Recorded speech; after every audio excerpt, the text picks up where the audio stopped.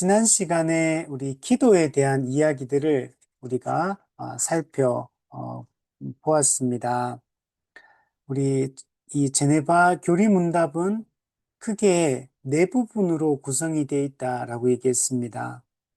믿음에 관하여, 그리고 율법에 관하여, 그리고 기도에 관하여, 그리고 성례에 관하여, 이 네 가지로 제네바 교리문답 전체가 구성이 되어 있고, 믿음에 관하여 우리 가르치기 위하여 사도신경의 내용을 가르치고 있고, 율법에, 하나님의 법에 대해 가르치기 위하여 십계명을 가르치고 있고, 기도에 관하여 가르치기 위하여 기도의 일반적인 원리와 또 주기도문에 대해서 특별히 가르치고 있고, 성례에 관하여 가르치는 부분에서는 이 세례와 성찬에 대해서 가르치고 있는 것을 볼 수 있습니다.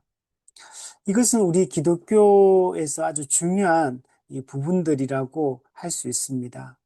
어, 우리, 저도 이제 이 교리문답을 가르친 지 이제 꽤 오래됐는데, 이 가르치면서 모든 이 교리문답들의 핵심적인 내용이 이 주기도문과 사도신경과 이 십계명에 요약되어 있고, 이 내용들만 잘 가르쳐도 우리가 성도들이 올바른 신앙을 가질 수 있겠다라는 생각이 많이 들었습니다. 그래서 왜 우리 이 정통주의 시대 때 또 종교개혁 시대 때 이런 교리문답을 만들고 성경 66권의 핵심적인 가르침을 요약을 할 때 왜 이 세 가지 내용이 주된 내용을 구성할까라고 생각해 볼 때 이 세 가지 이 사도신경, 십계명, 주기도문 속에 성경 66권의 가르침이 다 담겨 있다라고 말할 수 있습니다. 그래서 이게 성경의 이 순서를 따라서 이 내용들이 다 기록이 되어 있다라고 할 수 있습니다. 그래서 우리가 무엇을 믿어야 되는지, 어떻게 살아야 되는지, 우리가 무엇을 소망해야 되는지, 이 세 가지가 여기에 다 담겨 있고, 그리스도인의 삶의 원리가 이 여기에 다 담겨 있다라고 말할 수 있습니다. 그래서 저희 교회에서도 주일 예배 때 이 신앙 고백을 할 때 이 세 가지를 다 이제 고백을 합니다. 우리가 사도신경 같은 경우는 우리가 일반적으로 이제 교회들도 다 열심히 이렇게 신앙 고백을 하지만 십계명이나 주기도문 같은 경우는 또 많이 안 알고 우리가 평상시에 많이 이걸 기억하고 되새기는 시간들을 많이 가지지 못하기 때문에 일주일에 한 번이라도 우리 공적 예배를 드릴 때 모든 성도가 함께 모인 그 자리에서 우리가 무엇을 믿어야 되는지, 어떻게 살아야 되는지, 무엇을 소망해야 되는지, 이 세 가지에 대해서 우리가 되새기고 마음에 기억하는 이 시간이 필요하다라고 생각이 들어서 우리 저희 교회에서는 조금 시간이 조금 걸리더라도 매주 공예배 때는 이 세 가지를 다 이제 읽고 기억하는 이 시간들을 가집니다. 그래서 우리가 이 내용들을 마음에 잘 새겼으면 좋겠고, 우리가 한평생 신앙생활 하면서 항상 이 세 가지를 계속 반복적으로 우리가 묵상하고 그 깊은 의미들을 또 마음에 새기는 이 작업들을 우리 했으면 좋겠습니다. 우리 교회에서 이제 사도신경을 고백할 때도 생각해 보면 너무 형식적으로 이렇게 할 때가 많은 것 같아요. 이게 어떤 의미를 담고 있는지, 신앙 고백의 핵심을 담고 있는데, 여기 어떤 내용이 담겨 있는지 그걸 깊이 생각하지 않고, 그냥 외우고 있는 그 이제 내용을 그냥 그 짧은 순간에 그냥 따라 하는 것에, 앵무새가 그냥 따라 하듯이 그냥 따라 할 때가 많은 것 같아요. 그래서 생각하며, 그래서 저희 교회는 이걸 이제 주보에 이거 세 가지를 다 실어 놓고, 이것을 눈으로 보면서 하나하나 읽으면서 그래서 또 뒤에는 제가 이렇게 예를 들면 뭐 십자가 죽음이라면 죽음이 어떤 의미를 가지는지 이제 괄호 열고 이제 작게 이렇게 그 간단하게 의미들을 이렇게 적어 놓고 십계명도 주기도문도 그 의미가 무엇인지를 생각하면서 우리가 이걸 고백하는 게 중요하다라고 생각이 듭니다. 그래서 우리가 이 내용들을 잘 마음에 새기고 또 주일학교 또 교회 성도들 연약한 또 초신자들 또 연약한 성도들에게 이 세 가지를 우리가 잘 가르쳤으면 우리 좋겠습니다. 자, 우리 그 중에서 우리가 지금 기도에 관한 일반적 가르침을 지금 살펴보고 있습니다.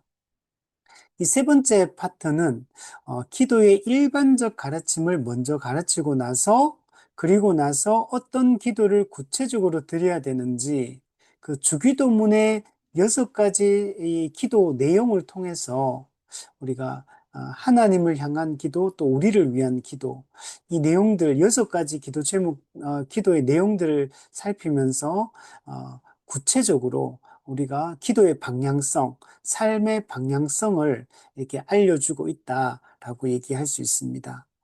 그래서 우리가 지난 시간에 우리가 앞부분에 233문부터 해서 우리 몇 가지 얘기들을 우리가 살펴보았습니다. 기도가 너무 우리에게는 중요하다. 이런 기도의 중요성에 대한 얘기를 했고 또 우리 중보 기도의 필요성에 대한 얘기들도 또 나눴습니다. 중보 기도도 우리에게 매우 중요합니다. 우리가 스스로 기도하는 것도 중요하지만 교회가 함께 서로를 위해서 중보 기도하는 것이 왜 중요하냐면 우리가 교회가 한 몸, 한 가족으로 부름을 받았기 때문에 중보 기도는 한 몸으로서 살아가는 것을 교회적 삶, 즉 성도의 교제를 실제적으로 체험하고 경험하는데 매우 중요한 것이 바로 이 중보 기도다라고 말할 수 있습니다. 네. 잠시만요.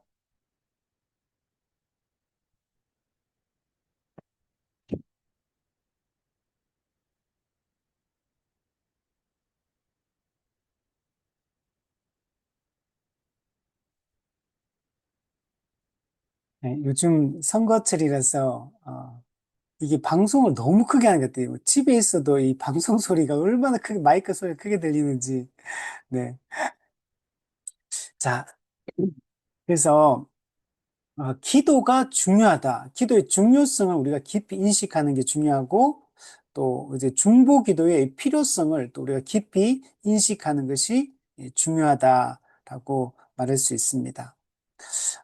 자, 그래서 우리 지난 시간에 기도에 대한 여러 가지 얘기들을 했는데, 이 기도는 우리가 기본적으로 우리의 필요를 간구하는 것이고, 또 하나님과 또 교제하는 것이고, 또 하나님의 일에, 즉 하나님의 사역에 동참하는 방식이 또 기도이며, 하나님의 뜻을 더 깊이 이해하고 하나님의 뜻에 나를 맞추어 가는 과정이 기도라고 할 수 있고 또 나의 한계를 인정하고 하나님을 도움을 구하고 의지하는 행위가 기도라고 얘기할 수 있고 또 죄와 싸우고 영적 전투를 하는 방식이 기도라고 얘기할 수 있고 마귀의 권세를 제압하고 우리가 마귀에게 타격을 입힐 수 있는 좋은 영적 전투의 방식이 기도다라고 얘기를 할 수 있고 또 함께 중보 기도를 통해서 한 몸 된 지역교회가 우리가 정말 그리스도 안에서 하나로 부름을 받았구나. 우리가 한 몸, 한 가족으로 부름을 받았구나라는 것을 서로의 중보 기도를 통해서 서로 돕고 섬기는 것을 통해서 이것을 경험하게 되는 측면, 한 몸 된 교회라는 것을 경험하는 측면도 매우 강한 것이 중보 기도다라고 얘기를 했습니다.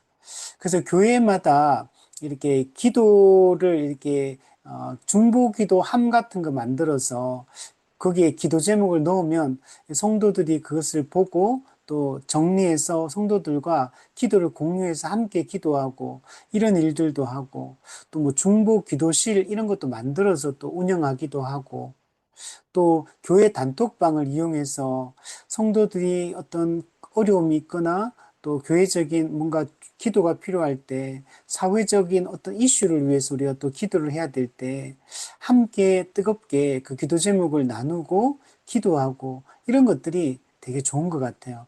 그래서 정말 우리 말씀을 보는 만큼 기도도 그만큼 기도하는 것이 중요한 것 같아요.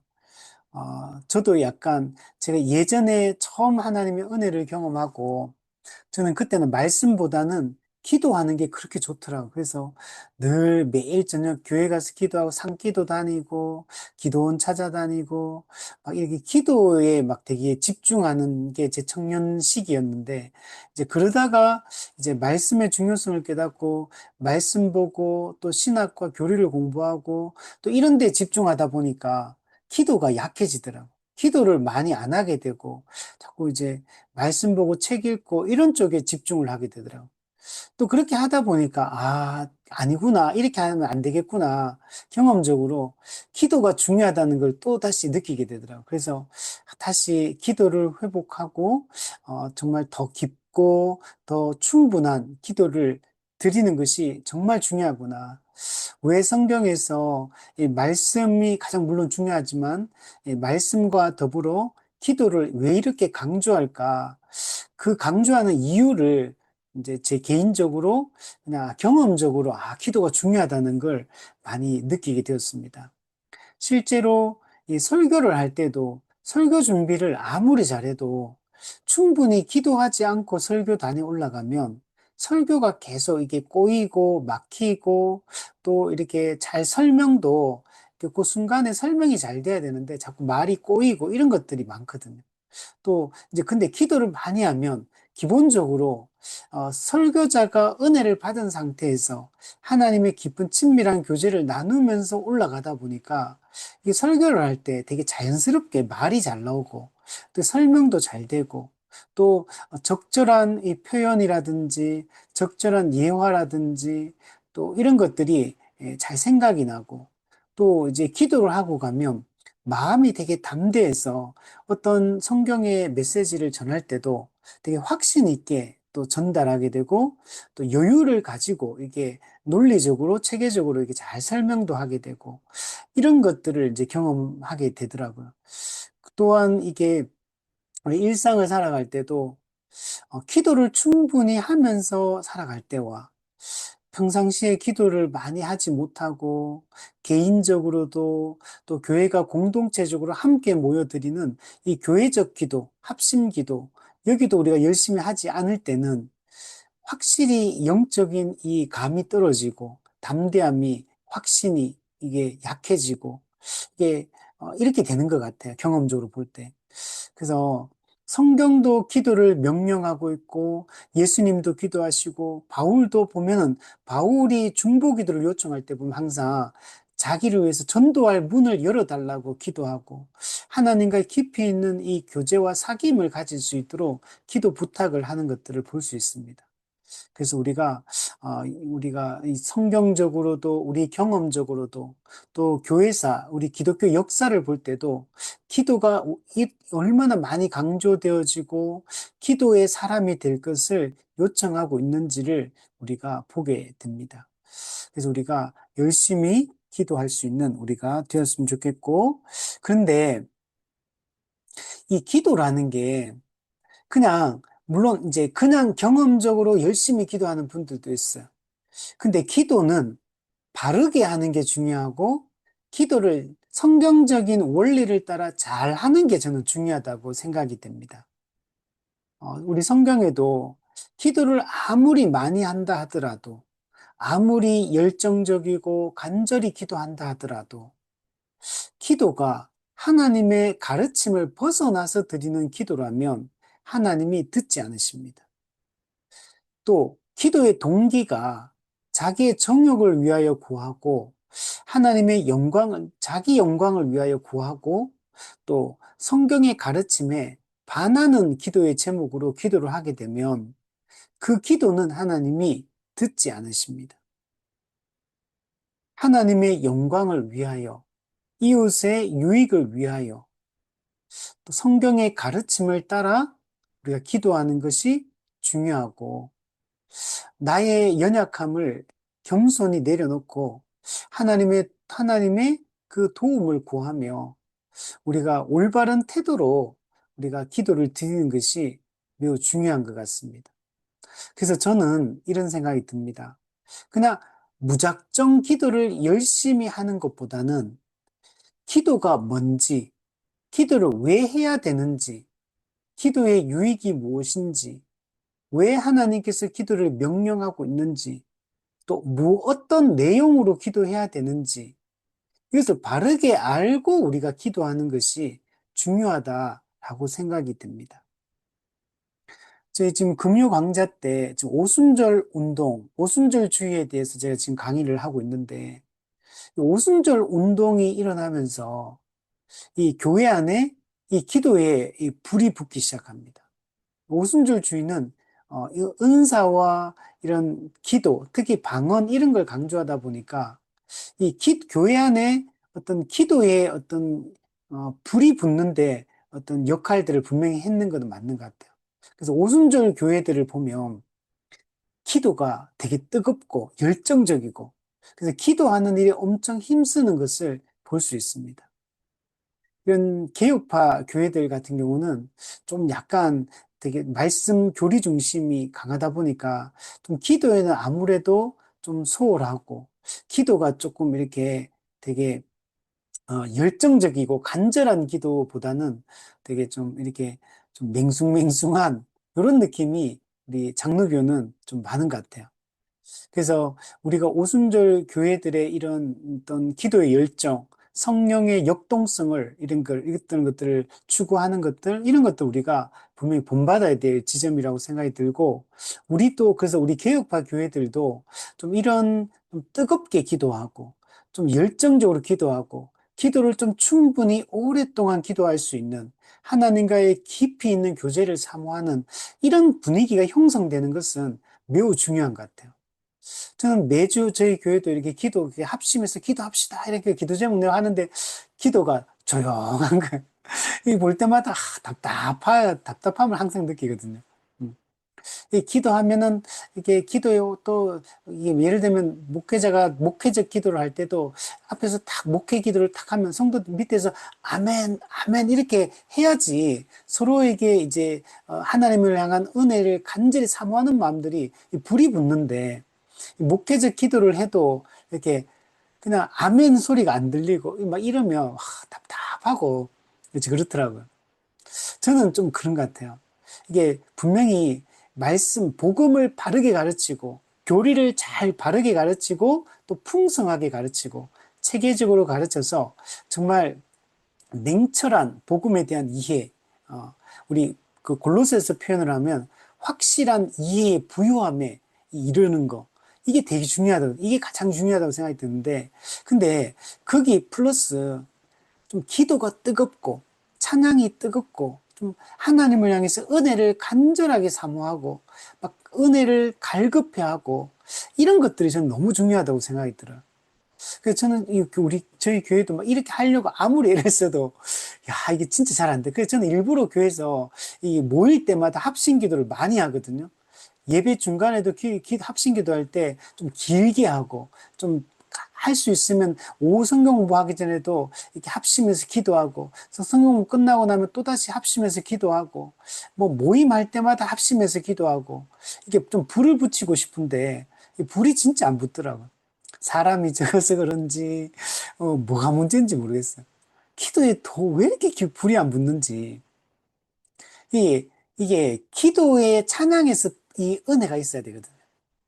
물론 이제 말씀이 가장 중요해요. 기도와 찬양은 말씀을 기반으로 하기 때문에 말씀이 가장 중요합니다. 모든 것은 사실 기도나 찬양도 말씀이거든, 사실은. 그런데 형식은 다르잖아요, 형식은. 말로 이렇게 설명하고 전하고 귀로 그냥 듣기만 하는 것과 내가 그 말씀을 기반으로 하나님께 간구하고 하나님과 교제하고 이건 또 다른 측면이거든요. 또 찬양도 마찬가지죠.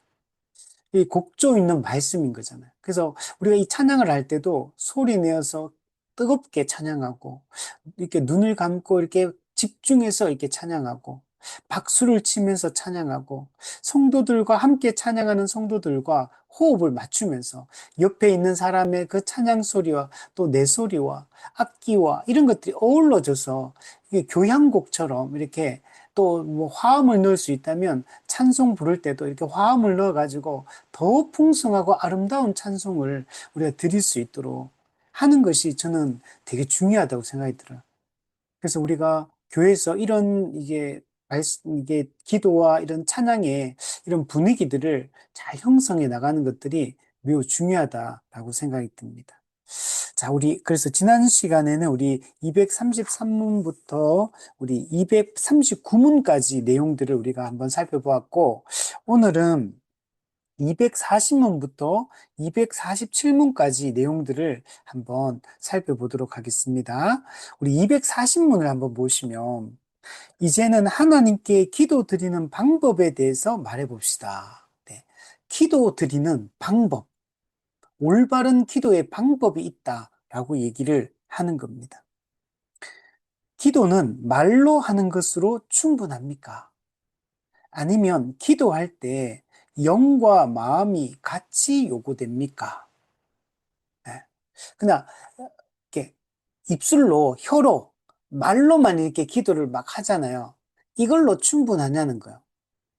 아니면 우리의 기도할 때 우리의 영혼과 우리의 마음이 함께 기도할 때 요구되느냐?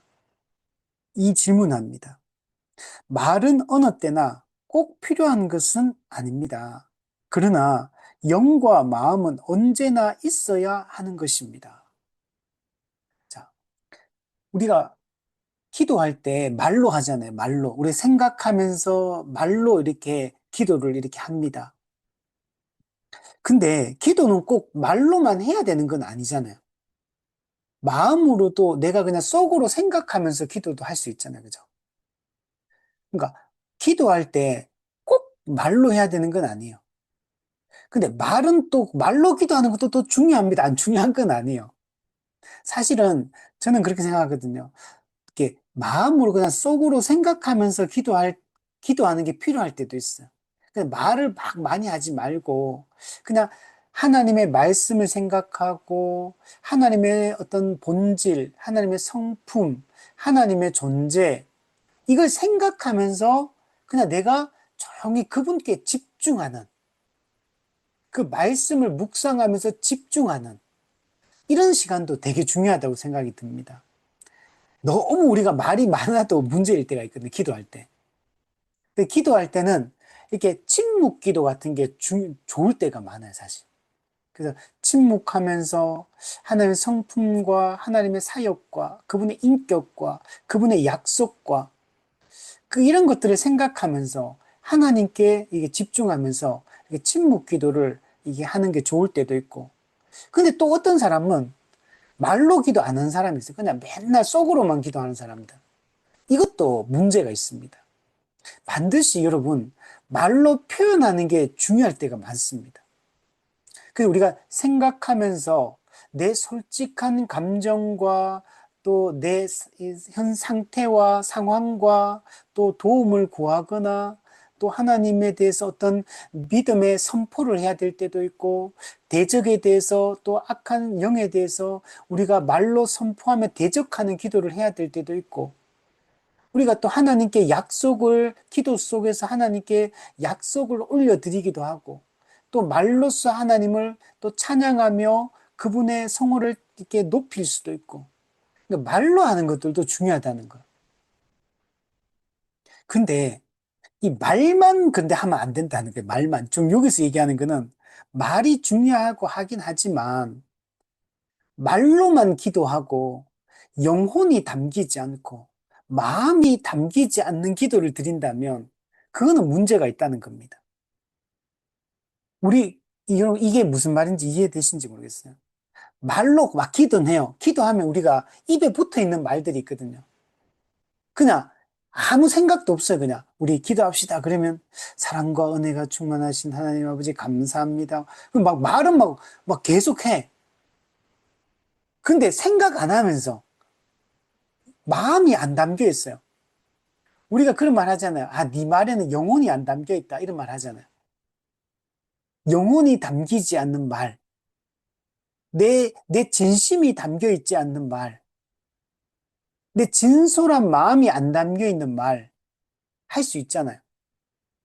저는 많은 경우에, 저는 제가 제 자신을 기도할 때 생각해 보면, 이게 마음이 안 담겨 있구나, 기도에. 영혼이 안 담겨 있구나, 이게. 그냥, 그냥 상투적인 말들, 형식적인 말들, 별 생각도 없는 말들, 깊이 생각하지도 않고 고민하지도 않은 말들을 그냥 기도할 때 나도 모르게 그냥 입에서 그냥 툭툭툭툭 튀어나오는 거예요, 그냥 이게. 우리 이런 말 말하기 쉽잖아요. 사람과 대화할 때도 저는 그런 것 같아요. 대화할 때도 내가 상대방과 대화를 할 때 하는 말이 마음이 담겨, 영혼이 담겨, 진심이 담겨 있는 이런 말이 아니고 그냥 정말 영혼 없이 형식적으로 이렇게 말할 수 있구나. 이런 거 느끼잖아요, 사람들이. 아, 이 사람 지금 아무 생각 없이 그냥 대하구나. 겉으로는 대화할 때도 막 그 사람이 쌩글쌩글 웃고 있고, 그죠? 나를 향해 적대적인 감정도 없어요. 그냥 되게 웃으면서 친절하고 매너 있게 예의 바르게 이렇게 막 해요. 근데 그게, 아, 이 사람이 나한테 마음이 안 담겨 있구나. 진심이 안 담겨 있구나, 이분이. 이런 거 느낄 때 있잖아요. 제가 이거 좀 이런 얘기 하기 좀 그렇긴 한데 제가 다른 교회 이제 헌신 예배를 이렇게 간 적이 있는데 큰 교회였어요. 큰 교회 대구에서 갔는데 목사님이 이제 설교를 하고 올라가기 전에 그 교회 두 번 헌신 예배 갔었는데 갔는데 담임 목사님이 이제 맞이했죠. 저는 그냥 개척교회 목사고 그분은 큰 교회 이제 목사님이고 그래서 가기 전에 그 당일시 그 목사님 목양실에서 만나서 차를 한 잔 대접을 하고 잠깐 한 5분 10분 이렇게 대화를 나누다가 이제 예배 이제 설교하러 이제 갔는데 그 목사님이 저를 알아서 저를 부른 게 아니고, 이제 전도회가 이제 저희 개척교회를 후원하고 있었기 때문에 전도에서 이제 저를 이제 개척교회 이제 목사니까 이제 그 여전도회 헌신 예배 때 저를 불러준 거예요, 두 번. 그래서 이제 그러니까 목사님하고 저하고는 일면식이 없죠. 근데 이제 그 목사님 두 번 이제 그래서 만나 목양실에서 대화를 이렇게 하는데, 아, 너무 친절한 거예요. 너무너무 친절하고 너무너무 이렇게 깍듯하고 이렇게 대해 주시더라고요. 그래서 아, 정말 이 큰 교회 목사님이 개척교회 목사를 이렇게 너무 이렇게 해 주시는구나. 그래서 처음에는 너무 좋더라고요. 근데 이게 대화를 하는데 나에 대해서 아무 관심이 없구나. 그냥 그냥 뭐예요? 이게 공식적인 이제 그냥 환영 인사 같은 거죠. 근데, 대화를 나누면서, 이분은 이제, 나에 대해서 아무런 기대감도 없고, 아무 감정도 없고, 아무런 그런 관심도 없구나. 그냥 두 번 만나면서 제가 두 번 갔기 때문에 제가 그 느낌이 딱 들더라고요. 그냥, 그냥 헌신예배 강사로 여전대 강사 왔으니까 그냥 맞이해 주는구나. 그냥 형식적으로 그냥 공식적으로 맞이해 주는구나. 근데 아무런 기대감이나 관심도 아무것도 없구나. 그냥 딱 이 느낌이에요. 그냥 진짜 너무 친절하고 깍듯한데 아무 영혼이 없고 진심이 안 담겨 있구나. 근데 딱 느끼는데 되게 그러니까 너무 공허한 거예요, 제 마음이. 딱 그거 대하고 나서. 딱 짧은 5분, 10분이었는데도 불구하고. 그리고 사람과 만날 때 이런 거 있잖아요, 여러분. 예. 이 사람은 나한테 이 진심으로 말하는 게 아니구나. 마음이 없구나. 이거 느낄 때 얼마나 이게 좀 약간 이렇게 무시당하는 느낌? 이런 거 들잖아요. 근데 우리가 하나님께 기도할 때도 이럴 수 있다는 거. 저는 우리가 이 오류에 너무너무 많이 빠진다고 생각해요. 아니, 남이 아니라 제가 제 자신을 생각할 때 그렇거든. 진짜 상투적으로 기도하는구나. 내가 진짜 하나님을 막 생각하고 그분의 도움을 간절하게 구하면서 내가 진짜 하나님과 친밀한 교제를 나누고 싶고, 그분과 교통하고 싶고, 소통하고 싶고, 하나님과 대화하고 싶고, 그분의 임재 속에 내가 정말 거하기 원하고, 하나님의 영광이 이 기도 가운데 그 임하기를, 그 영광 가운데 내 사로잡히를 간절히 갈망하는 마음으로 기도하는 게 아니고, 목사니까 기도해야 되니까 하루에 채워야 될 분량을 이거 양심 있지. 목사가 하루에 이 정도도 기도 안 하면 어떡하냐. 약간은 의무적으로 또는 또 간절하게 하려고 하는데 자꾸 상투적인 말들, 입에 붙어 있는 말들, 이게 자꾸 툭툭 튀어나오는 거야.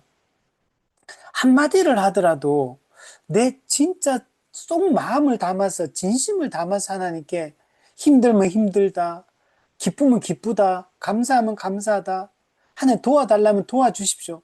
이게 간절함이 담기고 진심이 담겨야 되는데 이 그렇지 않고 그냥 하나님한테 기도할 때도 이런 거죠. 내 말만 다다다다다다 해놓고 나서 하나님이 이제 저한테 뭔가 이제 응답을 해주려고 하는데 나는 이제 기도 뚝 끊어버리는 거죠. 빨리 뭔가 그냥 의무적으로 이렇게 한다는 데 느낌만. 그러니까 저도 막 기도하다 보면 오래 기도해야 되는데 기도는 제가 경험하기로 또 제가 생각하기로는 기도는 충분히 하는 게 중요하고 짧게 기도해가 깊은 기도를 드리기 힘들다. 경험적으로 제가 볼 때는 기도 조금 하고 나는 양질의 깊이 있는 기도를 짧은 시간에 함축적으로 기도를 드렸고 깊이 있는 하나님과 교제를 나누었다. 저는 그거는 불가능하다고 생각이 들어요. 기도는 시간이 중요하다. 충분히 시간을 가지고 하나님이 제가 하나님께 해야 될 말이 있고 제가 올려드릴 찬양이 있고 그저 간구해야 될 게 있고 이제 그것도 있지만 하나님이 제가 이런 마음으로 이런 기도를 했을 때 하나님이 저에게 주시는 감동을 성령의 그 감동을 들으려야 되는데 그 들으려면 저는 침묵해서 말하고는 상대방 말을 들어야 되잖아요. 대화할 때도. 그 말할 때 힘든 사람 있잖아요. 이게. 대화가 소통이 안 되는 사람 힘들거든요. 상대방이 말을 안 해도 힘들고 상대방이 말이 너무 많아도 힘들어. 내가 말할 타이밍이 없어. 계속 얘기하니까 상대방이. 그러면 지치잖아요. 근데 하나님과의 관계에서도 좀 약간 이렇게 할 때가 많구나. 그냥 아예 그냥 하나님께 간구도 안 해. 기도도 안 해. 그냥 침묵. 아무 하나님께 도움도 구하지. 힘든데도 힘들다고 말도 안 해. 도움이 필요한데 도와달라고 간구도 안 해. 이럴 때가 있고, 어떨 때는 그냥 혼자서 내 말만 다다다다다다 하고 하나님이 나한테 주시는 음성에 귀를 기울이지 않는 그 성령 기도 가운데 하나님 우리한테 내려주시고 감동을 주시는데 그 감동을 받으려고 하지 않는 이게 지금 여기서 말하는 말만 있는 기도. 마음이 담겨 있지 않고 영혼이 안 담겨 있는 기도 할 수 있다는 거. 우리 이걸 조심해야 된다. 우리 241문에 보면 어떻게 이것을 증명할 수 있습니까? 하나님은 영이시기 때문에 언제나 마음을 요구하십니다.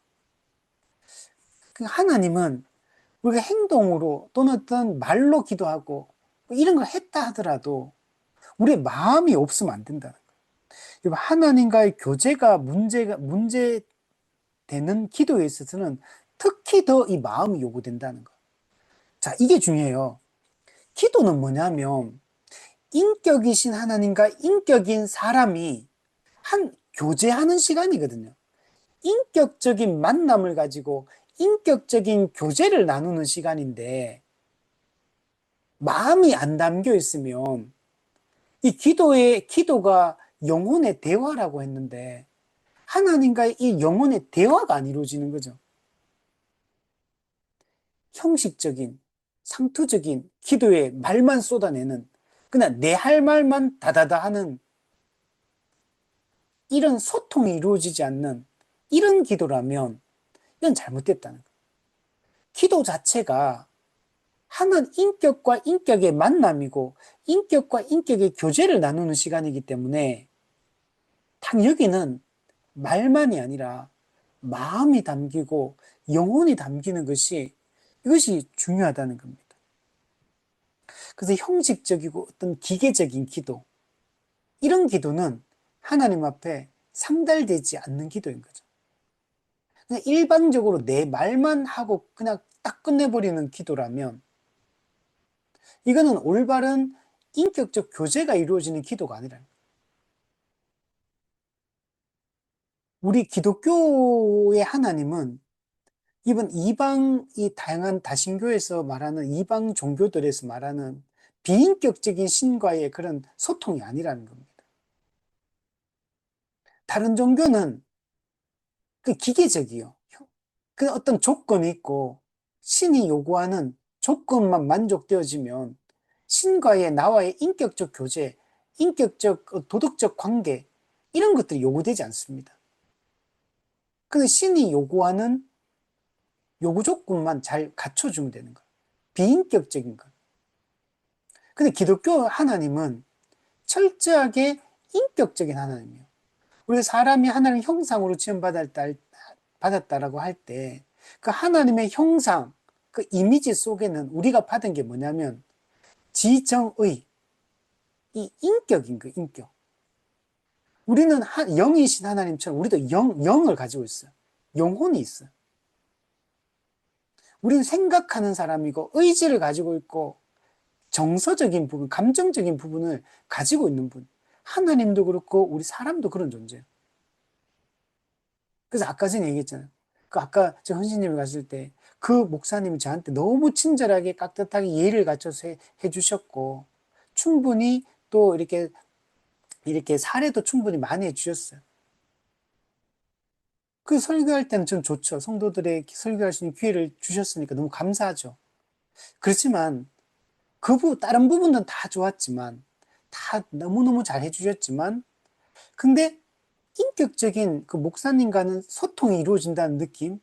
한 목사와 한 명의 목사로서 함께 하나님의 교회를 섬기는 주의 종으로서 이런 인격적 사귐이 이루어진다는 느낌이 없다는. 그러니까 그거는 제 마음에 불편한 거죠.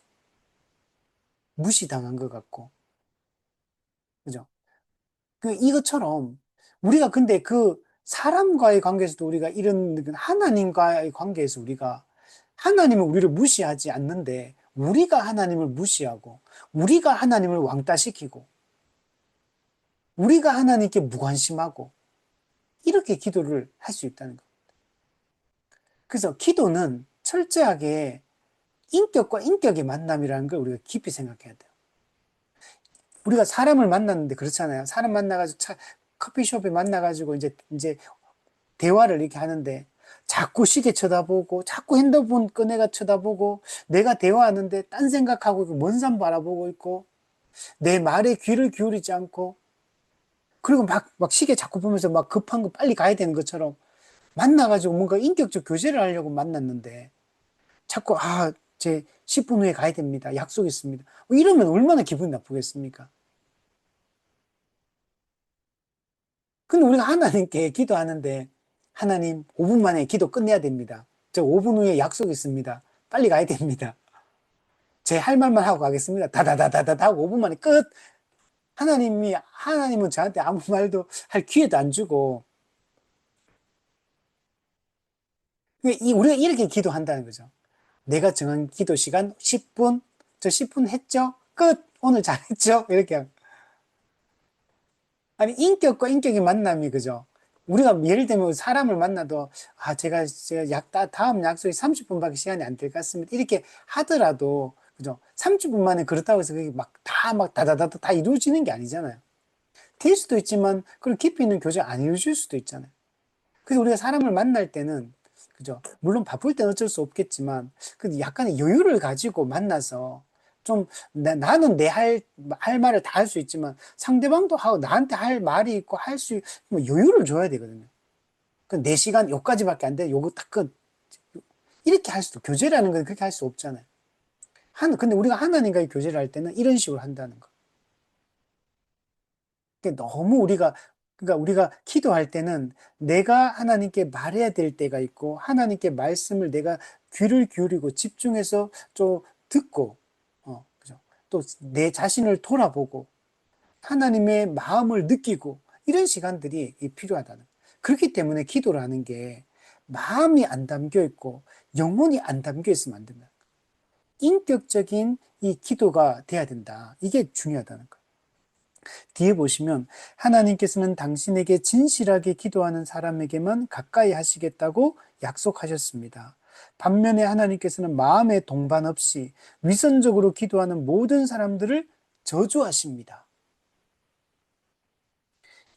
우리는 마음이 담긴 진실한 기도, 진솔한 기도, 솔직한 기도, 정말 하나님을 우리가 사랑하는 마음으로 하나님의 능력을 우리가 기대하면서 또 간절한 마음을 담아서 절실한 마음으로 이렇게 우리가 하나님을 이렇게 기도하는 것이 중요하다. 이렇게 기도할 때 하나님이 우리의 기도에 응답하시겠다. 하나님이 약속해 주고 있다는 겁니다. 근데 반면에 마음의 동반 없이 마음이 담겨 있지 않는 기도, 형식적이고 위선적이고 기계적인 상투적인 이런 기도에 대해서는 하나님이 역겨워하신다는 거예요, 이걸. 하나님이 저주하신다는 거예요. 이거는 여러분, 말라기나 이사야 말씀을 보면 하나님께 이스라엘 백성들이 제사를 지낼 때 흠 있는 재물들 막 가지고 오고 또 막 우상 숭배하면서 하나님을 겸하여 섬기고 막 이런 식으로 했거든요. 율법을 지키지도 않고 가난한 자를 착취하고 이런 식으로 하나님께 제사 드리고 예배를 드렸을 때 하나님께 이사야 말씀이나 이 말라기 성경에 보면 그 역겨워하십니다, 하나님. 그냥 성전문을 닫고 더 이상 이 재물을 가지고 오지 마라. 이런 역겹고 더러운 제사를 나한테 드리지 마라. 내가 너희 제사를 기뻐하지 않는다. 그러니까 마음이 담겨 있지 않고 그 진심이 담겨 있지 않는 제사의 형식만 갖추고 있으니까 하나님이 기뻐하지 않는다고 말하거든요. 마찬가지로 우리의 기도에 있어서도 우리가 정말 우리의 진심이 담겨야 돼. 우리가 정말 하나님을 사랑하는 마음이 없이 하나님의 능력을 신뢰하는 마음이 없이 하나님의 약속의 말씀을 굳게 붙들지 않으면서 형식적으로만 기도한다면 그 기도를 누가 듣겠느냐. 하나님이 오히려 하나님이 우리가 어떤 마음의 태도와 자세로 어떤 마음의 동기로 기도하는지 하나님 모르시겠습니까? 심지어 사람도 사람의 그 마음을 느끼는데 저 사람이 진심이 아니구나.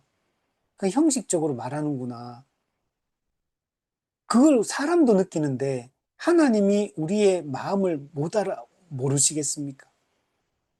그러므로 우리가 이 기도할 때는 그냥 단지 말만이 아니라 우리의 마음이, 우리의 영혼이, 진심이 담긴 이런 기도를 드리는 게 중요하고 인격이신 하나님과의 교제와 사귐을 위해서 기도의 자리에 우리가 선다는 걸 생각하고 그냥 5분 만에 기도 끝내야지, 10분 만에 기도 끝내야지 이런 자세가 아니라 정말 하나님과 지금 내가 교제하고 싶어서 인격적인 만남을 갖고 싶어서 내 사정을 하나님께 진심으로 토로하고 내 힘듦을 하나님께 토로하고 위로도 받고 하나님께 도움도 구하고 하나님이 내 삶 속에 역사해 주시기를 하나님이 정말 우리에게 참된 만족과 기쁨을 허락해 주시기를 간구하면서 이런 마음과 자세로 우리가 기도하는 것이 중요한 것 같습니다.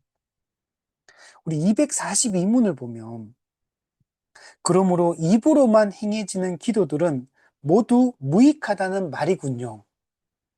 예, 그렇습니다. 무익할 뿐만 아니라 하나님을 불쾌하게 하는 것입니다.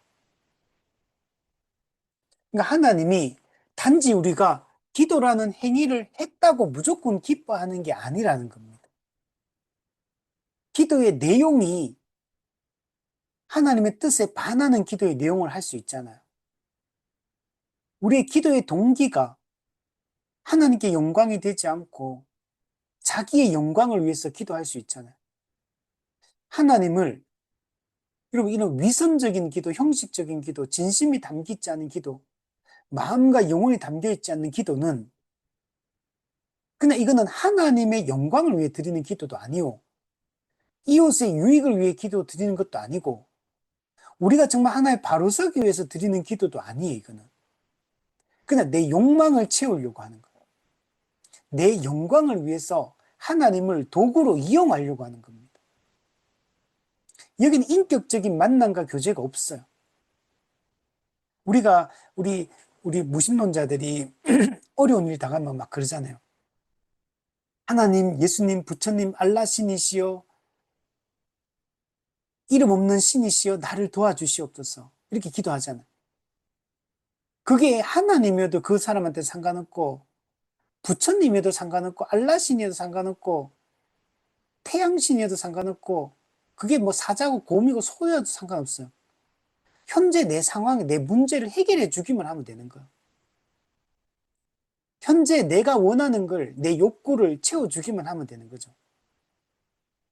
우리 알라딘의 그 요술램프의 지니, 탁 문지르면 지니가 탁 나타나가 주인님 무엇을 원하십니까? 그러면 이렇게 해달라 그러면 그 지니는 뭐라고 합니까? 주인이 원하면 주인님 그는 도덕적으로 옳지 않습니다. 그 기도를 들어주면 그거는 누군가에게 피해를 입힙니다. 이런 얘기 안 합니다, 지니는. 그냥 그 주인이 원하면 그 지니는 다 들어주는 거야. 우리는 하나님께 기도하는 게 어쩌면 그런 하나님을 기대하고 있을 수도 있어요. 내가 하나님의 영광을 위한 기도가 아니라면, 하나님의 말씀에 맞는 하나님 뜻대로 살기 위한 기도가 아니라면, 하나님을 단순히 그냥 도구로 이용하는 것에 불과한 겁니다. 하나님을 비인격적으로 대하고 있는 겁니다. 먹든지 마시든지 무엇을 하든지 다 하나님의 영광을 위하여 하라고 했는데, 우리의 기도가 내 영광과 내 욕망을 위한 그런 수단이 될 수도 있습니다. 그러니까 이런 기도는 이렇게 형식적이고 말로만 하는 이런 기도는 상투적인 기도고, 그냥 형식적인 기도고, 위선적인 기도고, 무익한 기도고, 하나님을 불쾌하게 하는 기도고, 하나님 보시기에 역겨운 기도라는 거. 오히려 하나님은 이런 자들을 저주하신다는 거. 우리가 그러니까 이것을 잘 기억하고, 그래서 하나님 참 감사한 건 그거예요. 우리가 어떤 기도에도 하나님이 알아서 응답해 주시니까 다음 주에 기도 응답에 대한 얘기하는데, 하나님은 우리가 원한다고 들어주는 게 간절하게 기도한다고 100일 정성 들인다고 해서 응답해 주는 게 아니고, 하나님 자기 뜻에 맞는 기도만 응답해 주신다는 거예요. 하나님이 잘 듣고 취사 선택해서 옳은 기도에만 하나님이 응답해 주시니까 얼마나 감사합니까? 그러니까 하나님의 뜻에 맞는 모든 기도는 다 응답이 되는 겁니다. 응답의 형식과 시간이 타이밍이 다를 뿐이지, 하나님이 적절하게 기도로 응답해 주시니까 얼마나 좋아요. 우리가 살면서 얼마나 나쁜 기도를 많이 드렸습니까? 살면서 우리가 하나님의 뜻에 안 맞는 기도 얼마나 많이 드는지 모르거든요. 근데 예전에 학교 다닐 때, 막 이렇게 막 괴롭히는 막 애들이 있었거든요. 중학생 때. 그러니까 막 그때 막 어떤 기도하냐면, 하나님, 저 친구 가다가 교통사고 나고 죽었으면 좋겠습니다. 막 힘들고 괴롭히니까, 막 그런 막 생각하고, 그러니까 막 그런 막 기도하고 막, 그죠? 이런 거 막 하잖아요. 저만 했습니까?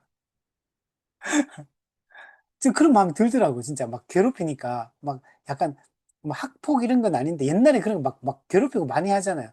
그럼 막 학교 가기 싫더라고, 막 괴롭히니까. 제발 저 친구 좀 학교 안 왔으면 좋겠다. 근데 꾸역꾸역 항상 오더라고. 물론 그 기도는 나쁜 기도. 만약에 하나님 그런 기도까지 다 응답해 주시면 세상이 어떻게 되겠습니까? 우리 옛날에 옛날에 조선 시대 때 이렇게 보면은 그 막 그 궁중에서 옛날 그 사극 중에 이런 게 있었거든요. 그 인형 만들어가지고 그 사람 인형 만들어가지고 인형 바늘을 막 콕콕 찌르면 저주하는 그 옛날에 사극이 있었거든요. 근데 그게 우리 사람의 마음속에 살다 보면 나를 너무 힘들게 하는 사람들, 너무 억울한 일을 막 겪게 하거나 이러면 분노가 치밀잖아요. 막 저주가 나오잖아요. 저는 시편에 보면 다윗이 그 저주 이런 거 보면 막 그 힘들 때 그거 읽으면 위로가 되거든요. 내가 막 욕하기는 좀 힘들어도 다윗도 이렇게 저주했구나 이렇게. 근데 심정이 이해가 되잖아요. 근데 하나님은 그런 모든 그 악한 기도, 그런 기도에 응답하지 않는다는 거죠. 하나님은 선한 뜻을 이루기 위하여 하나님 계획하신 대로 모든 일들을 적절하게 하나님이 인도해 가시니까 얼마나 감사합니까? 우리 좋으신 하나님. 하나님이 창조주, 유일한 창조주, 유일한 신이신 하나님이 선한 분이라는 게 너무 좋아요. 하나님이 그 그리스 로마 신화에 나온처럼 좀 악한 측면이 있다거나 불완전하다거나 무능하다거나 이런 신이라면 신이 진짜 소망이 없잖아요. 소망이. 공의가 이루어질 그 소망도 없고 선 결국에는 선이 승리하게 될 것에 대한 보장이 없잖아요. 뭐 사람도 악한데 신조차 불완전하고 악한 면들을 가지고 있고 신도 실수하고 이런 신이라면 야 진짜 안 미치고 사는 게 이 세상에서 그게 뭐 그죠? 안 미치는 게 이상한 거라고 저는 생각이 들어요. 그래서 이 세상이 얼마나 이 부조리하고 불의한 일들이 많이 일어납니까?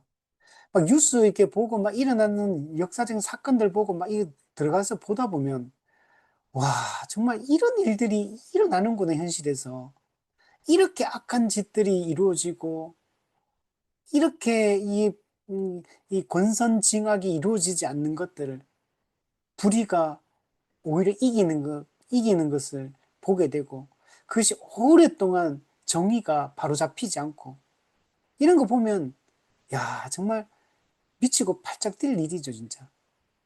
근데 이게 우리 현실인 거예요. 우리가 겪는 현실인 거죠. 그런데 우리가 이런 세상을 사는데도 불구하고 우리가 정상적인 생각을 하고 정상적인 사고를 하고 살아가는 거 이게 그리스도인이든 비그리스도인이든 간에 이건 하나의 은혜인 겁니다. 그리고 결국에는 이 모든 세상이 바로잡힌다는 것. 하나님께서 공의롭게 세상을 심판하시고 결국에는 이 모든 것이 의롭게 마무리된다는 것. 이것이 얼마나 우리에게 큰 소망이고 우리에게 정말 기쁨이고 감사함, 기도 제목입니까? 이런 하나님을 우리가 믿고 있고 하나님이 그런 분이라는 사실을 우리가 잊지 않았으면 좋겠습니다. 자, 우리 243문을 보면 기도할 때 어떤 마음이 있어야 됩니까? 자, 이것도 저는 이거 보면서 너무 은혜가 되더라고요. 먼저 우리는 각자 자신의 비참과 궁핍을 느껴야만 합니다. 그죠? 이 감정은 우리 안에 슬픔과 괴로움을 일으킵니다. 그 다음, 그렇기 때문에 우리는 하나님 앞에 은혜를 얻으려는 갈급한 마음을 우리가 가지게 됩니다. 그리고 이런 마음이 있기 때문에 우리의 마음이 불붙게 되고 우리 안에 기도의 열정이 일으켜져서 우리는 간절하게 하나님을 찾게 된다는 겁니다. 우리는 타락한 세상을 살고 있고 타락한 존재입니다. 우리가 예수 믿고 구원받았다 하더라도 우리가 신분적으로는 의인이요 거룩한 자 성도가 되었고 하나님 나라 시민권을 가진 천국 백성이 되었지만 우리는 여전히 이 현세를 살고 이 세대를 살고 있고 우리는 여전히 죄성을 가지고 있고 공중 권세 잡은 자는 아직 영향을 끼치고 있고 우리는 아직 죄의 오염으로부터 완전히 벗어난 것이 아니고 이 세상 풍조도 여전히 악하고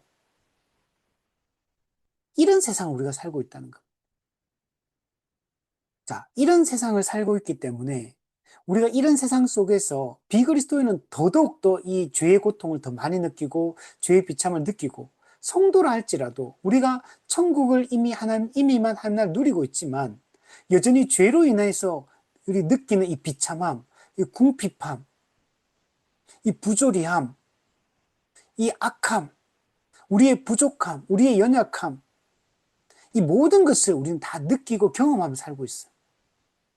그래서 이것을 우리가 깊이 느끼는 게 중요하다는 거예요. 이걸 느껴야 하지만 우리 안에 괴로움이 생기고 우리 안에 슬픔이 생기고 우리 안에 외로움이 생기고 그래야지만 하나님을 찾는다는 거예요. 만약에 이 세상이 괜찮은 세상이고 우리 인간도 괜찮은 인간이고 우리에게 선한 것들이 많이 있고 우리가 도움이 없어도 우리가 잘 살 수 있는 세상이라면 하나님을 누가 찾겠습니까? 근데 현실은 그런 세상이 아니거든요. 그래서 이런 것들을 깊이 경험하는 사람이 하나님을 찾게 되는 거예요.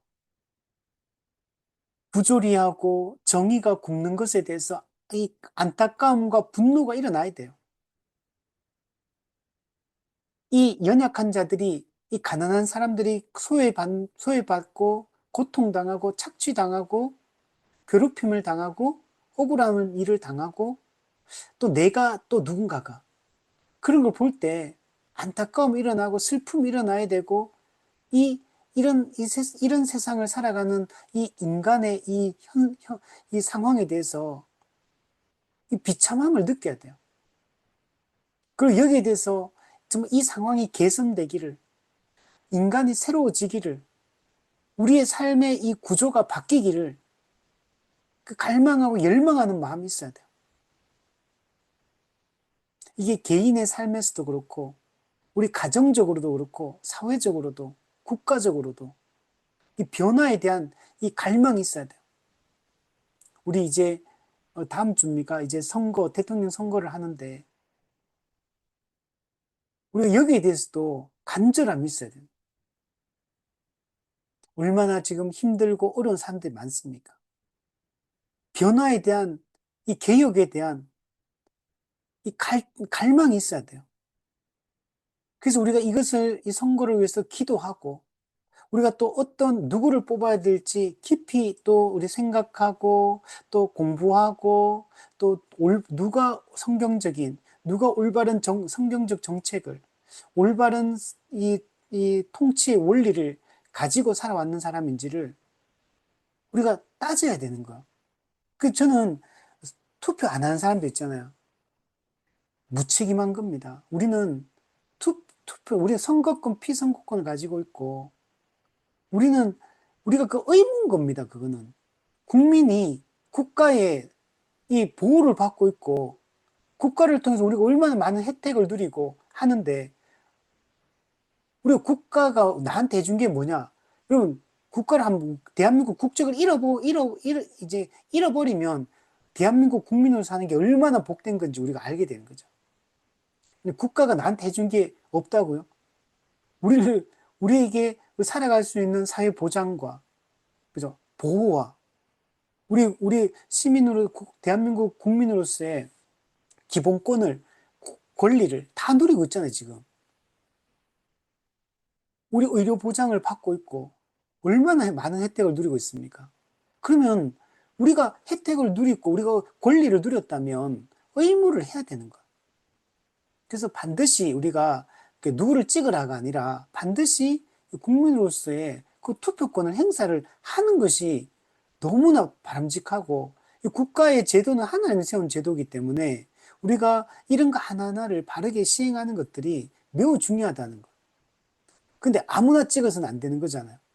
그러면 올바른 누가 대통령이 되는 게 이 국가의 유익이 되고 국민 다수에게 이게 국민에게 유익한가 그 생각을 하면서 또 누가 이 올바른 성경적인 이 사상에 부합하는 이런 생각과 또 이게 태도와 또 그런 정책을 가지고 있는가를 좀 따져봐야 되죠. 따져보고 적극적으로 참여하는 것이 우리에게는 매우 중요한 겁니다.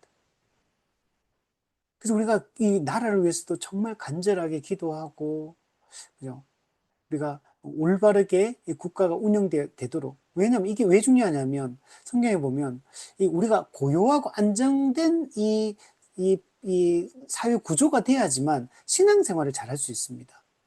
사회가 혼란이 오면 신앙생활, 우리 고난이 오면 신앙생활 잘할 것 같지만 아닙니다. 이 정상적이고 안정적인 환경이 마련되는 게 신앙생활을 우리가 잘하는데 매우 중요합니다. 그래서 우리는 이 고통받는 사람이 없도록 우리가 이런 것들을 위해 기도하는 것이 중요하고, 그래서 이런 걸 알아야지 우리가 간절하게 구하게 되는 거죠. 우리 개인적으로나 교회적으로나 사회적으로나 이런 것들 알아야지, 비참과 궁핍을 알고 그 괴로움을 알고 그리고 더 선한 것이 이루어지기를 꿈꾸는 마음이 있어야지만 간절하게 불붙어서 간절하게 기도하게. 그죠? 원래 힘든 사람이 간절해지잖아요. 어. 내 힘으로 못하니까 하나님의 은혜를 구하며 간절히 기도할 수밖에 없는. 기도는 도움을 구하는 거고 의지하는 행위가 기도거든요. 여러분, 그래서 그 내 힘으로 살 수 있다고 생각하는 사람은 기도를 안 하게 되는 거죠. 내 힘으로 다 된다고 생각하니까, 돈으로 된다고 생각하니까, 내 능력과 지식으로 된다고 생각하면 하나님 기도 안 하잖아. 원래 부족하고 연약하고 내 힘으로 할 수 없기 때문에 도움을 구하는 이 간절한 열망을 가진 사람들이 이 기도를 하게 되죠. 그리고 기도를 해야지만 하나님의 뜻이 정확하게 뭔지를 알게 되고 그 하나님의 뜻이 정말 이루어지기를 꿈꾸게 되고, 그 기도하는 사람은요, 그러면 기도를 그렇게 하잖아요. 그러면 행동을 할 때, 판단을 하고 선택을 할 때 하나님의 뜻에 맞는 선택과 행동을 하게 됩니다. 그래서 우리가 그냥 기도에서부터 생각과 행동이 나오기 시작한다는 것을 우리가 생각을 해야 됩니다. 그래서 이런 마음이 뜨거워지고 기도의 열정이 이런 것들이 있어야지만 불붙는다.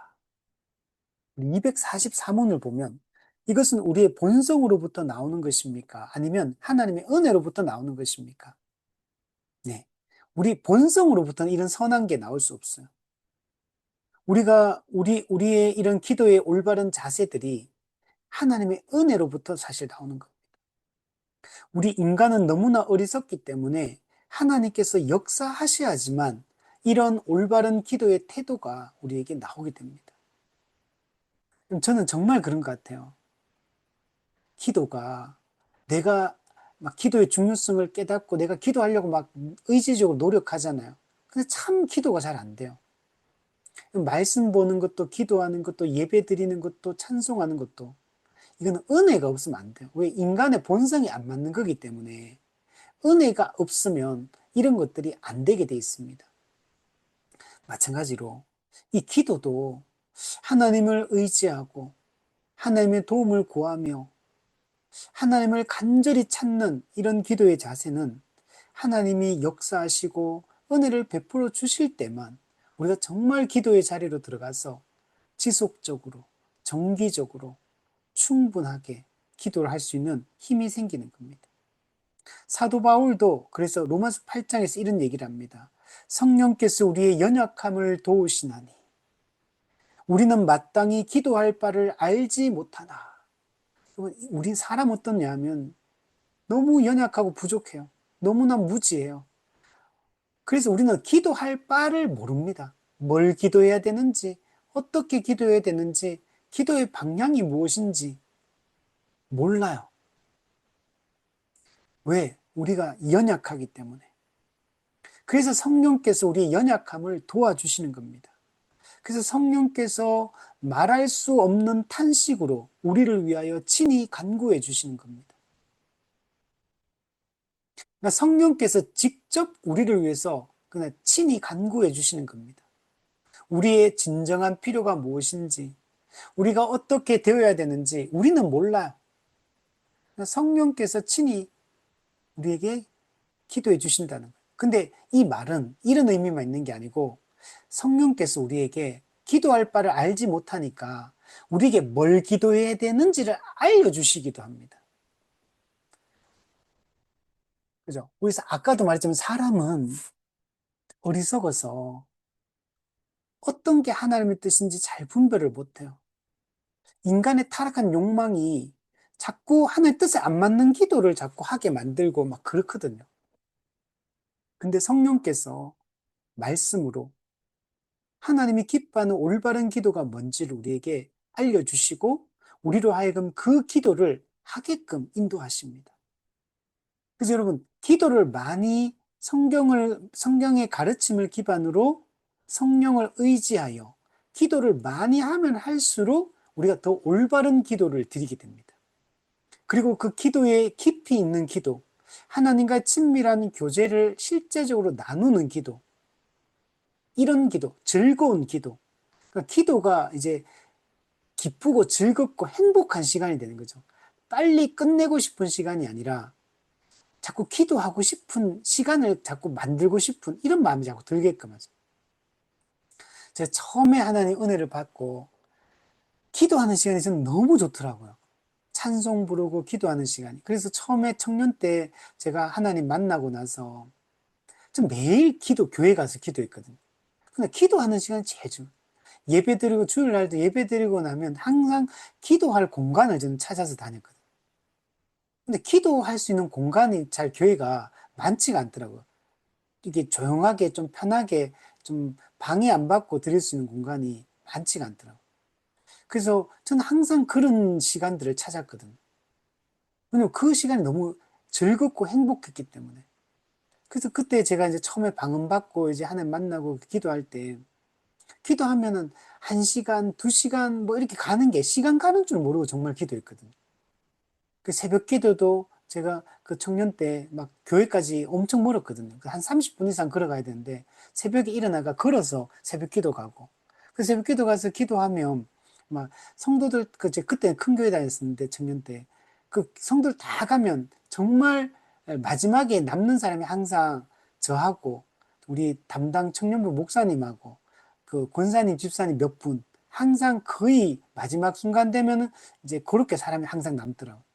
근데 그렇게 오래 기도해도 기도가 힘들지 않고 힘들게 안 느껴지고 되게 즐겁게 느껴지는 그런 시간이거든요.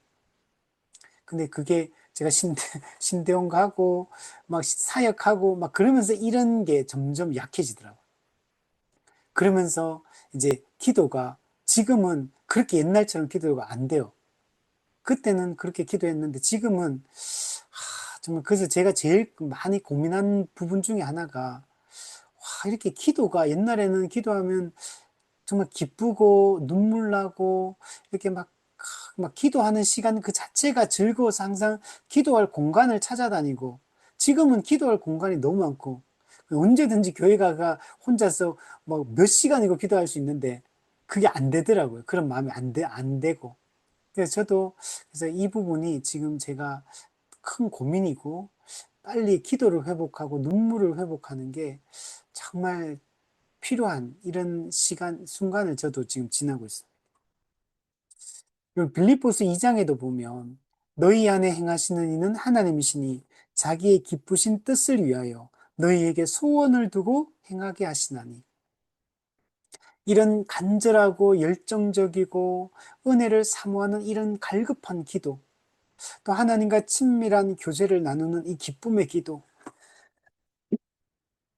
또 하나님의 뜻이 이루어지기를 위해서 하나님 나라 의를 구하며 세계 선교를 위해서 영혼의 구원을 위해서 하는 이런 열정적인 이런 중보의 기도 이런 기도들이 하나님이 우리에게 은혜를 베풀어 주시고 그 마음을 일으켜 주실 때 이런 기도를 할 수 있는 겁니다. 그래서 우리는 정말 이것을 구하는 게 중요합니다. 우리 245문 보면 그러면 우리는 스스로 하나님께 기도하도록 우리 자신을 재촉할 것이 아니라는 것입니까? 자, 이 말씀, 위에 말대로 하나님이 은혜를 주셔야지만 우리가 이런 기도를 할 수 있다. 그러니까, 그러면 우리가 우리 자신을 재촉해서 이런 기도를 드리기 위해서 힘쓰는 것이 불필요하다는 것입니까? 이런 질문인 겁니다. 아닙니다. 오히려 정반대입니다. 자, 이 말, 하나님이 은혜를 베풀어 주셔야지만 이런 기도를 할 수 있다는 말이 우리가 수동적으로 아무것도 안 해도 되고 하나님이 그런 마음을 줄 때까지 우리는 그냥 그냥 가만히 넋 놓고 그냥 앉아서 기다리기만 하라는 말이냐. 그런 말이 아니라는 거예요. 오히려 우리가 우리 안에 그러한 마음의 감동을 느끼지 못할 때 그렇게 만들어 주시도록 하나님께 간구해야 된다는 거예요. 그런 마음이 안 들잖아요, 지금. 그러면 하나님이 그렇게 해주실 때까지 주구장창 기다리라는 말이 아니라 이런 마음이 들도록 하나님이 내 마음을 바꿔주시도록 하나님이 은혜를 베풀어 주시도록 하나님께 더 간절히 이 기도를 해야 된다는 거예요. 즉 주님께서 우리로 당신께 올바른 기도를 드리기에 적합하도록 만들어 주시기를 간구해야 한다는 것입니다. 이것이 우리에게 중요하다는 거예요. 우리가 정말 하나님께 도와달라고 하나님 요즘 제 마음이 이렇게 식어서 이런 간절한 마음이 없고 하나님의 은혜를 갈구하는 마음이 저한테 없습니다. 제가 자꾸 기도의 자리를 찾지 않고 또 지금 기도해야 될 기도 제목은 너무나 산더미처럼 쌓여 있는데 실제로 저는 지금 제 자신을 위해서도 가정을 위해서도 우리의 가족들을 위해서도 자녀들을 위해서도 교회를 위해서도 이 나라와 민족을 위해서도 또 세계를 위해서도 좀 하나님의 나라와 뜻이 이루어지기를 위해서 기도해야 되는데 마음은 굴뚝인데 기도가 안 됩니다. 이런 마음이 갈급한 마음이 들지 않고 기도의 자리를 찾지 않습니다.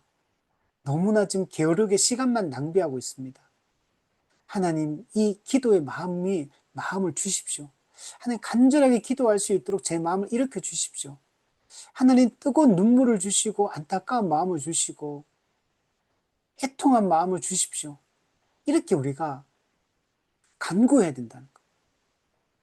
우리가 이렇게 할 때 하나님께서 우리에게 이 마음을 일으켜 주시고 정말 억지로 막 짜내는 기도가 아니라 진짜 마음에서 우러나오는 막 기도하고 싶은 마음이 들어서 누군가를 위해서 기도하고 우리의 삶을 위해서 기도하고 우리의 교회를 위해서 기도하고 하나님께 기도가 안 될 때는 기도할 마음을 주시도록 기도할 수 있도록 마음을 일으켜 주시도록 우리가 기도해야 된다. 246문에 보면 그러면 당신은 혀가 기도에 있어서 전적으로 무익하다고는 생각하지 않으시는 것이군요. 네, 그렇습니다. 그렇죠.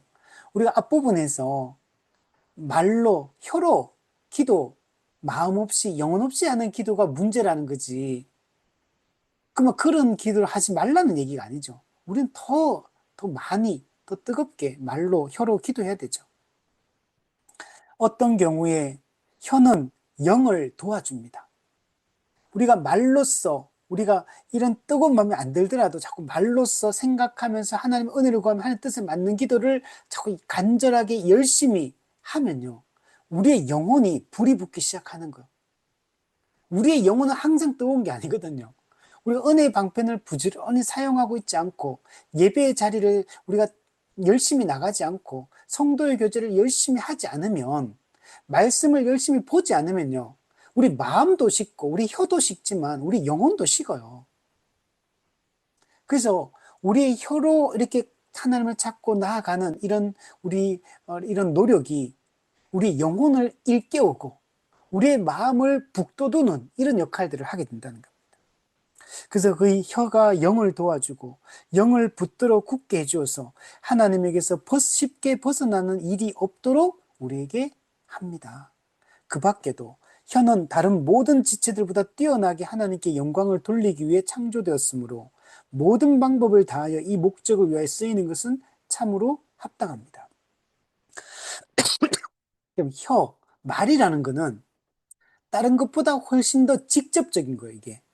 우리가 하나님께 영광을 돌릴 때도 우리가 혀로, 말로, 신앙 고백으로 하나님께 직접적으로 바로 영광을 돌릴 수 있어요.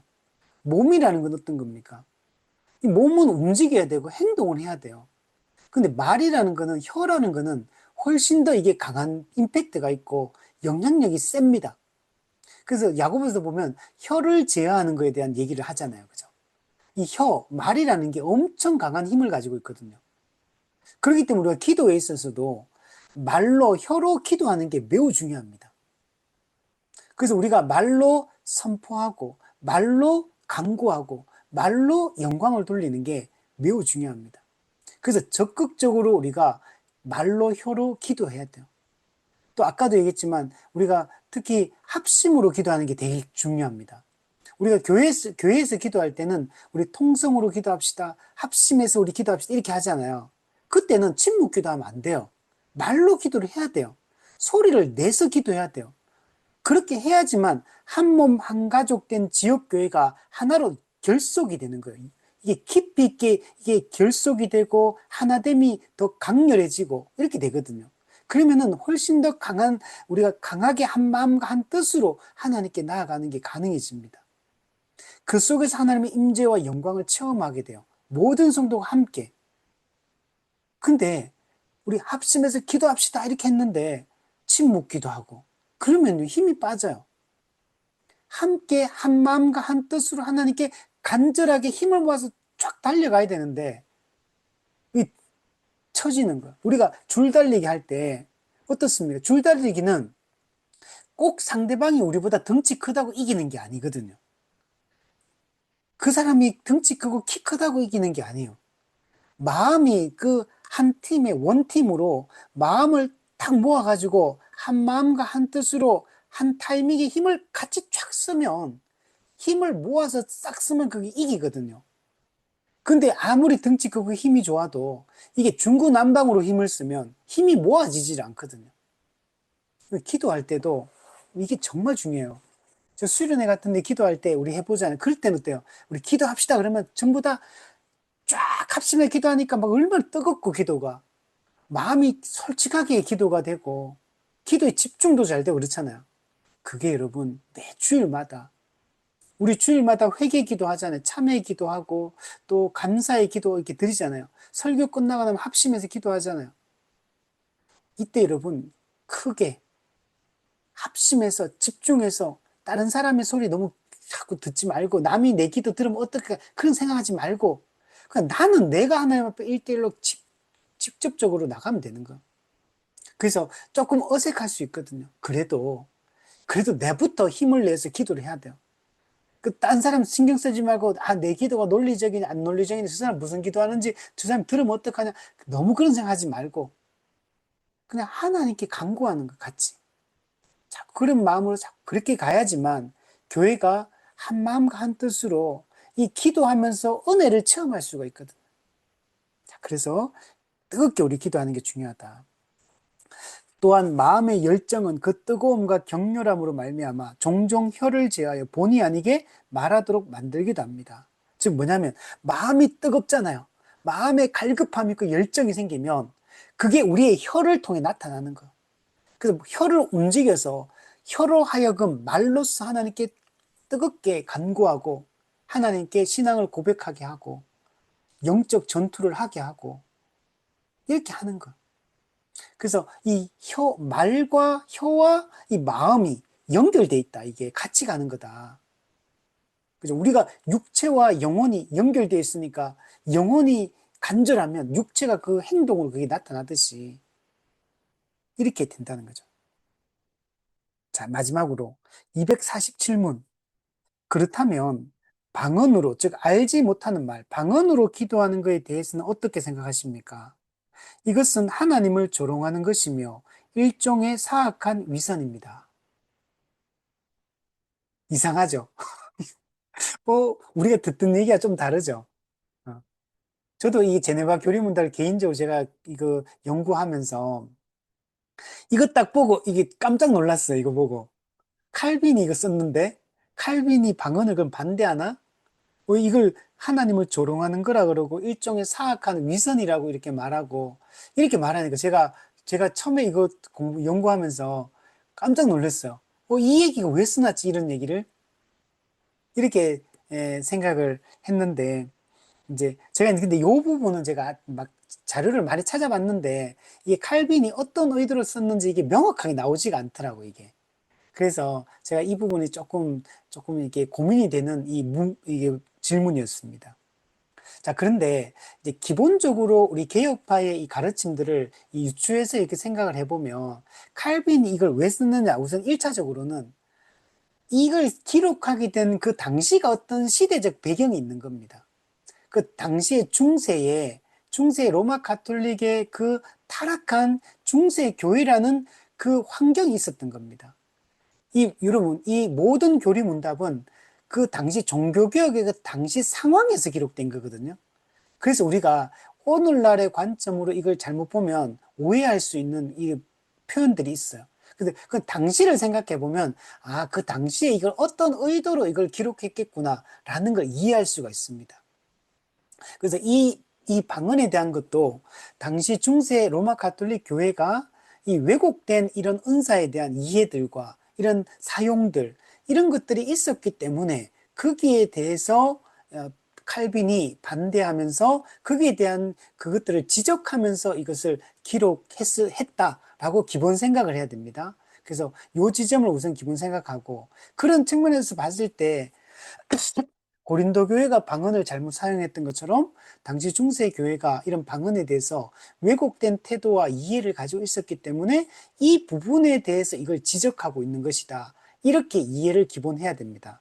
자, 그래서 이 방언에 대해서 알지 못하는 말, 이 방언, 이걸 함부로 교회가 왜곡된 방식으로 사용하는 것들이 얼마나 그것이 이 해로운 것인가, 그것이 얼마나 잘못된 방식으로 사용됨으로 말미암아 해악을 끼치는 것인가, 이제 그런 측면에서 이제 이걸 기록했다. 그래서 하나님을 조롱하는 그게 행위가 될 수 있고, 사악한 위선적인 행위가 될 수 있다라고 이렇게 이야기한다. 이렇게 기본 생각을 해야 되고, 또 방언이라는 게 실제로 그래요. 방언으로 말하니까 다 좋은 거다, 이렇게 말할 수 없습니다.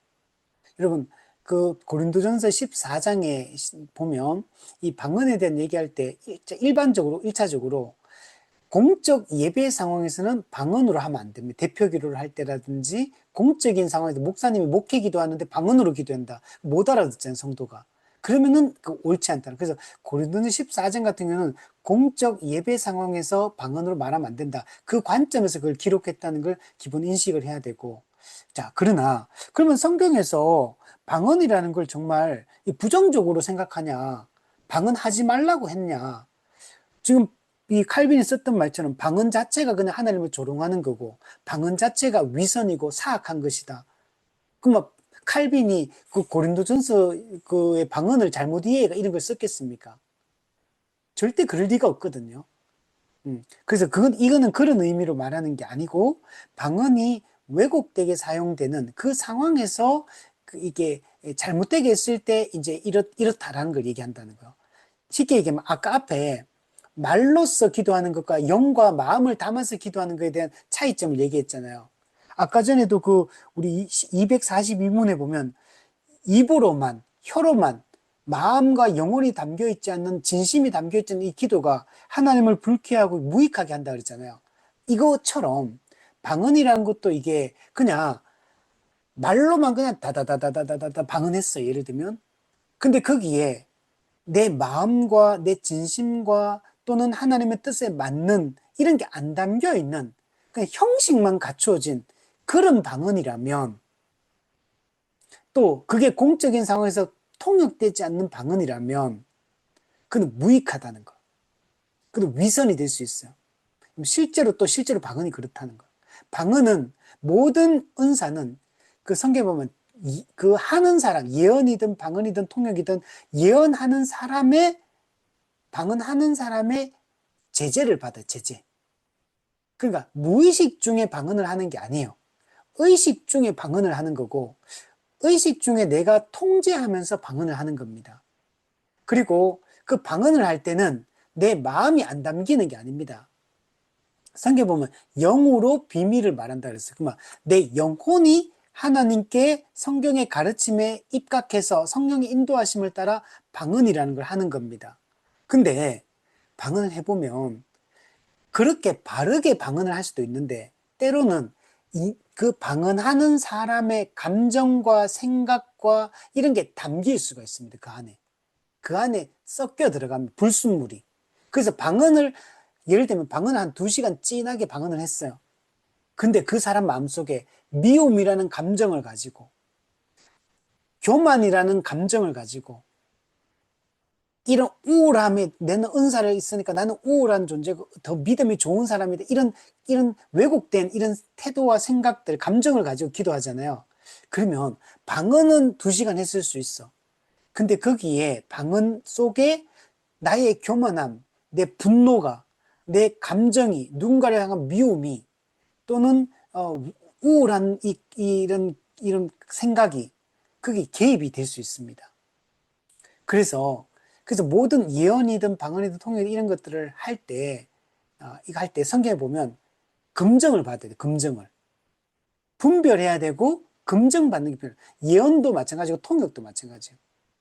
그게 했다고 다 옳은 게 아니기 때문에 성경의 66권의 가르침에 입각해서 하나님의 본성과 그분의 가르침에 입각해서 분별하고 검증하는 과정이 필요한 겁니다. 그래서 지금 여기도 방언이라는 게 그냥 방언이라는 행위 자체를 했다고 그게 무조건 기뻐하시는 거고 무조건 하나님이 기뻐하는 그 내용으로 기도했을 거라고 생각하면 안 된다는 거. 이제 그런 측면을 여기서 지적하지 않을까. 그 당시의 상황을 가지고 이제 왜냐면 이게 제가 아무리 찾아봐도 여기에 대한 자세한 설명이 없어가지고 그렇게 이해를 하면 좋을 것 같고, 자, 그리고 방언은 성경에 보면 방언이 통역되지 않을 땐 자기의 덕을 세우고 방언이 통역되면 교회의 덕을 세운다. 이렇게 얘기를 하고 있습니다. 그래서 방언을 성경에서 부정적으로 보지 않습니다. 오늘날 방언 중지론, 은사 중지론 주장하는데 그건 옳지 않습니다. 그거는 잘못된 주장들이고 모든 은사, 기적적 은사든 일반 자질과 관련된 은사든 성경에서는 다 명하고 있고 그것은 은사는 교회의 덕을 위해서 주신 거기 때문에 우리가 올바른 성경적 교회론의 입장에서 우리가 은사를 이해하면 올바르게 우리가 이해하고 사용할 수가 있게 됩니다. 자, 예를 들면 고린도서 14장에 보면 방언을 말하는 자는 통역하기를 기도할지니 이렇게 말해요. 그러니까 방언 자체를 부정하지 않는다. 그 방언이 교회의 덕을 세우기 위해 통역을 위해 기도하라고 얘기했지 방언 자체를 하지 말라고 한 적이 없다. 또 2번째, 바울이 또 이렇게 방언을 말하는 자는 자기의 덕을 세운다. 자, 그러니까 자기의 덕이 세워지니까 방언 해야 됩니까? 안 해야 됩니까? 하나님이 은사로 방언을 주면 해야 되는 거예요. 열심히.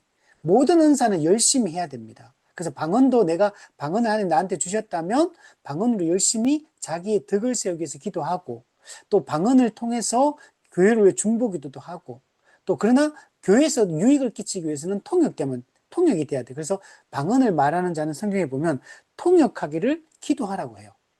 그래서 통역까지 되기를 하나님께서 그래서 교회에 덕을 끼치기를 하나님은 원하고 계시다. 또 바울이 또 얘기합니다. 나는 너희가 다 방언 말하기를 원하나 특별히 예언하기를 원하노라. 자, 이 말은 예언이 방언보다 좋다 얘기하는 게 아니고 공적인 예배 상황에서 방언이 통역되지 않으면 못 알아들으니까 그때는 방언보다는 예언을 통해 교회에 덕을 끼치는 게 더 낫다라는 차원에서 그 상황에서는 그렇게 하라는 얘기예요. 하는 거예요. 그러나 이 말은 나는 너희가 다 방언 말하기를 원하나 이 말은 원한다는 거예요. 원한다. 누가? 사도 바울이. 그리고 성경에 보면 14장에 보면 누가 방언을 제일 많이 했냐면 사도 바울이 방언을 제일 많이 했어요. 바울이 방언을 가장 많이 한 사람입니다. 그리고 사도 바울이 다 모두가 방언 말하기를 원한다라고 말해요. 물론 다 방언을 주시지는 않습니다. 주권적인 뜻대로 하나님 주시겠지만 그러나 방언을 하면 자기의 덕이 되고 교회에 또 통역되면 유익이 되기 때문에 방언을 많이 하기를 바울은 말하고 있다. 자, 그러니까 방언에 대해서 부정적인 생각을 갖지 말라는 얘기입니다. 자, 또 이렇게 말합니다. 예언은 믿는 자들을 위한 표적이나 방언은 믿지 아니하는 자들을 위한 표적이다. 이렇게 얘기합니다. 자, 그 말은 예언은 알아들을 수 있으니까 믿는 사람들에게 덕을 끼치고 유익을 끼칩니다. 하나님의 뜻이 무엇인지가 드러나기 때문에. 근데 방언은 안 믿는 사람들에게 표적의 역할은 어떤 표적? 하나님이 살아계시고 복음이 진리라는 걸 보여주는 표적 사인의 역할을 뭐가 하냐? 방언이 합니다. 왜? 방언은 이 땅에 없는 형태거든요. 기적적인 거기 때문에 믿지 않는 사람들이 교회가 방언하는 것을 통해서 하나님에 대해서 생각하고 교회가 전하는 복음에 대해서 생각해서 하나님이 정말 살아 계시구나. 하나님을 믿을 수 있도록 이렇게 돕는 이런 표적의 역할을 하는 게 방언입니다. 자, 그리고 또 바울이 얘기합니다. 너희는 방언 말하기를 금하지 말라. 왜? 또 이게 왜곡돼 버리면 은사 중지론자처럼 방언을 금지시켜 버릴 수 있거든. 왜? 고린도 교회가 당시에 방언을 잘못 사용해가 문제가 많았어요. 이걸 지적을 했어요. 그러면 바울이 방언에 대해서 문제점을 지적했다. 그러니까 방언은 좀 안 하는 게 낫겠구나. 문제가 일어날 수 있으니까 방언하지 맙시다. 하지 마라. 이렇게 극단적으로 갈 수 있거든요. 그래서 바울이 말하는 거.